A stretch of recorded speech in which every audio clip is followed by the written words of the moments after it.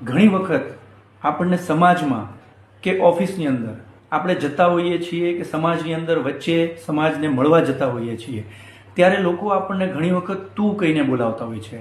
આપણાથી વડીલો કહેતા હોય તો આપણે માનીએ કે એ વડીલ છે આપણા, પણ આપણાથી નાના પણ આપણને તું કહેતા હોય છે. ત્યારે આપણે એ વિચાર કરીએ છીએ કે આપણાથી નાનો છે અને મને તું કહે છે, પણ એવું નથી હોતું. ક્યારેક તું લાગણીથી પણ બોલી શકાતો હોય છે. જેમ આપણે આપણા મિત્રોની સાથે હોઈએ છીએ, આપણા કઝિન્સની સાથે હોઈએ છીએ, ત્યારે આપણને એ લોકો તું કહીને જ બોલાવતા હોય છે, પણ એ તુંમાં લાગણી છુપાયેલી છે. અને જ્યારે ઓફિસમાં જઈએ છીએ ત્યારે કોઈ આપણને તું કહે છે, ત્યાં કંઈ ને કઈ જગ્યાએ ઈગો છુપાયેલો હોય છે.